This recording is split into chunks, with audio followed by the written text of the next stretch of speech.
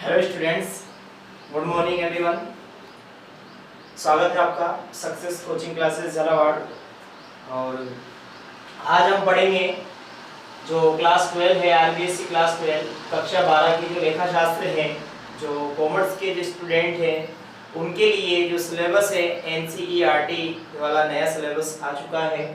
तो आज हम उसी की बात करते हैं। ये वीडियो केवल कक्षा 12 जो कॉमर्स के स्टूडेंट हैं उनके लिए हैं।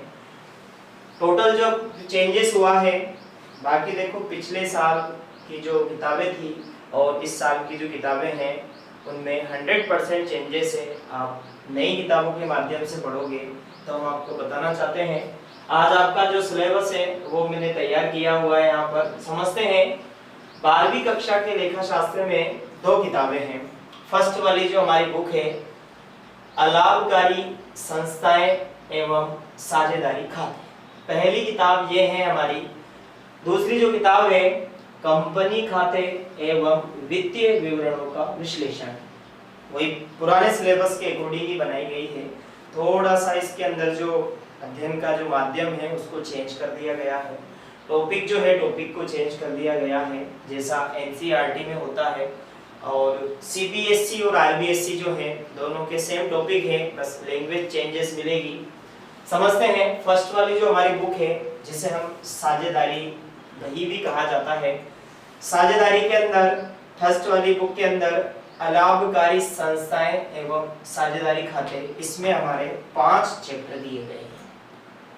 सेकंड बुक के अंदर कंपनी खाते एवं वित्तीय विवरणों का विश्लेषण, ये हमारी लेखा शास्त्री की बुक जो सेकंड है उसका नाम है।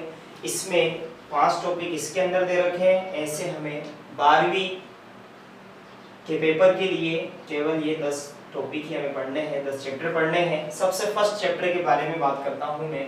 फर्स्ट चैप्टर है हमारा अलाभकारी संस्थाओं के लिए लेखांकन। अलाभकारी संस्थाओं के लिए लेखांकन, इसके बारे में थोड़ा सा मैं आपको समझाता हूँ, जब डिटेल से पढ़ेंगे। आज बस विषय वस्तु के बारे में पढ़ रहे हैं। अलाभकारी, देखो कुछ संस्थाएं ऐसी होती है आज मार्केट में हम देखते हैं कि जिनको किसी लाभ से कोई मतलब नहीं होता है। जैसे एक अनाथ आश्रम देख सकते हैं, वो केवल बच्चों के लाभ के लिए, या हो सकता है एक वृद्धाश्रम हो सकता है, या कोई सोसाइटी हो सकती है जो हमारे समाज में मानव सेवाएं वो करती है।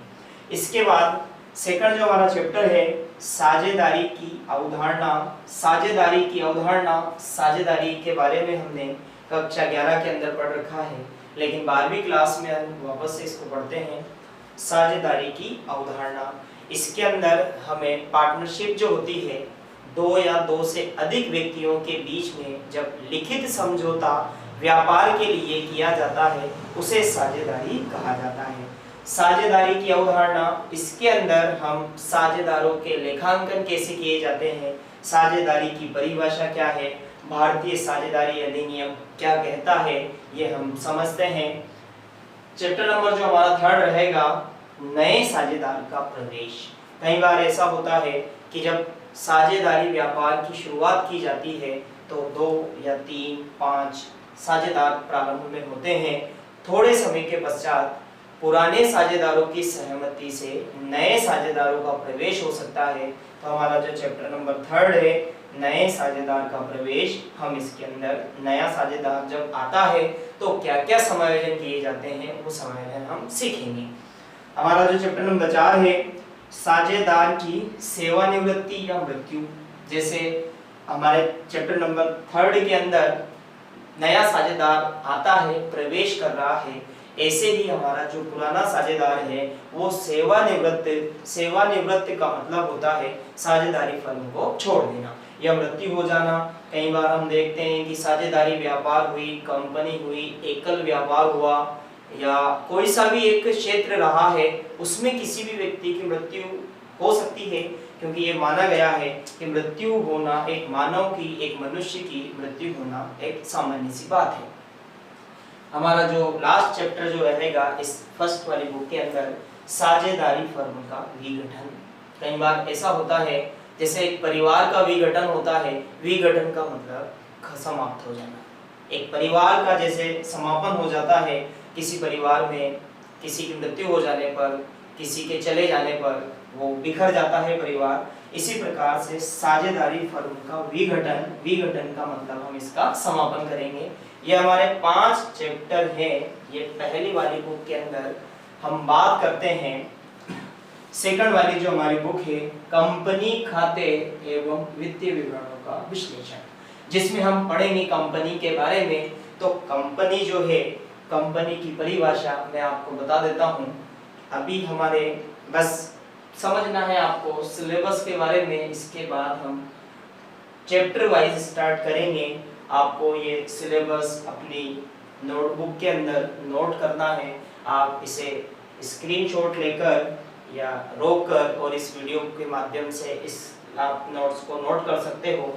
फर्स्ट वाला जो हमारा चैप्टर है, अंश पूंजी के लिए लेखांकन। अंश पूंजी, जब एक कंपनी के जो शेयर होते हैं, अंश होते हैं, जब एक सामान्य व्यक्ति उसको खरीद लेता है पैसे चुकाकर, तो उसके लिए क्या लेखा हम करेंगे।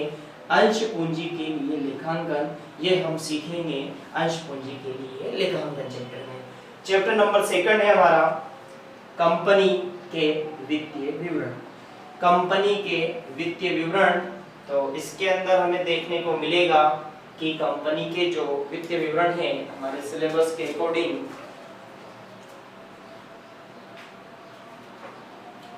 इसमें ये हमारा जो चैप्टर दिया गया है, ये 3rd चैप्टर है, एक ये हमारा 4th चैप्टर है, ये 5th है और ये 6 नंबर का चैप्टर है। इसमें एक 2nd नंबर का जो चैप्टर है वो यहाँ पर मैं नोट कर रहा हूँ आपके, ऋण पत्रों का निर्गमन, ऋण पत्रों का निर्गमन एवं मोचन, ये हमारा चैप्टर नंबर 2 रहेगा। इसमें हम समझते हैं 2nd जो हमारा चैप्टर है, ऋण पत्रों का निर्गमन एवं मोचन। तो इसके अंदर जिस प्रकार से कंपनी किसी भी व्यक्ति से या संस्था से लोन लेती है, उसके बदले में जो पत्र जारी करती है उसे ऋण पत्र कहा जाता है। तो इसके बारे में हम मोचन, मोचन का मतलब होता है भुगतान करना। तो हम कैसे उसका भुगतान करेंगे वो हम समझेंगे चैप्टर नंबर 2 के अंदर। हमारा जो चैप्टर नंबर 3 है, कंपनी के वित्तीय विवरण, फाइनेंशियल स्टेटमेंट ऑफ कंपनी, इसके अंदर हम सीखेंगे कि कंपनी जो होती है उसको एक वित्तीय विवरणों के रूप में, फाइलों के रूप में उसे क्या रखना पड़ता है, हम ये सीखेंगे कंपनी के वित्तीय विवरण के बीच में। चौथा हमारा जो चैप्टर है, बिल्कुल नहीं बनेगी। इसके बाद दे रखा है हमारा जो चैप्टर नंबर 4 है, वित्तीय विवरणों का विश्लेषण, जिसके अंदर हम सीखेंगे हमारे पिछले साल के जो बैलेंस शीट थी या लाभ हानि खाते थे और इस साल के लाभ हानि खाते या बैलेंस शीट में क्या क्या तुलना हम कर सकते हैं। एनालिसिस ऑफ फाइनेंशियल स्टेटमेंट हमारा चैप्टर नंबर 4 है। चैप्टर नंबर जो 5 है, लेखांकन अनुपात, रेशो एनालिसिस, जिसमें हम सीखेंगे जो लेखांकन करने के लिए जो अनुपात है, किसी व्यापार के बारे में भविष्य की योजनाएं अगर हम आधुनिक समय में बनाना चाहते हैं तो वो लेखांकन अनुपात के माध्यम से सीखेंगे। जो हमारा लास्ट जो चैप्टर रहेगा दूसरी बुक के अंदर, रोकड़ प्रवाह विवरण। आपके रोकड़ प्रवाह विवरण में इसे इंग्लिश में बोला जाता है कैश फ्लो स्टेटमेंट, जिसके अंदर हम रोकड़ का आगमन और रोकड़ का बहिर्गमन, रोकड़ आएगी और रोकड़ जाएगी, इसके बारे में हम सीखेंगे। इसके अंदर पिछले साल का जो आपका 12वीं कक्षा का लेखा शास्त्र का जो सिलेबस था और इस साल का जो सिलेबस है उसके अंदर क्या क्या आपको चेंजेस मिलेंगे वो हम देखते हैं। एक तो ये वाला जो टॉपिक है हमारे पूरा नया दे रखा है जो एनसीईआरटी की सिलेबस के माध्यम से लागू हुआ है। इसी के अलावा बाकी सब तो हमें सेम दिया गया है, लेकिन रोकड़ प्रवाह विवरण ये NCERT जो सिलेबस लागू हुआ है उसमें एक्स्ट्रा हमें मिलेगा। लेकिन हमारे जो किताबें हैं वो नई ही काम आएगी, क्योंकि पिछले साल की किताबें और इस साल की किताबें आप बिल्कुल भी यूज़ नहीं कर सकते हो। तो ये हमारा सिलेबस था। अगर आपको हमारी ये वीडियो पसंद आई है तो आप लाइक कीजिए, कमेंट कीजिए, शेयर कीजिए और सब्सक्राइब कीजिए। और बाकी अपने जो भी क्लासमेट थे, आपके फ्रेंड सर्किल है और भी जो वीडियो इसको देख सकते हैं या जो 12वीं कक्षा में पढ़ रहे हैं उन तक शेयर कीजिए। धन्यवाद।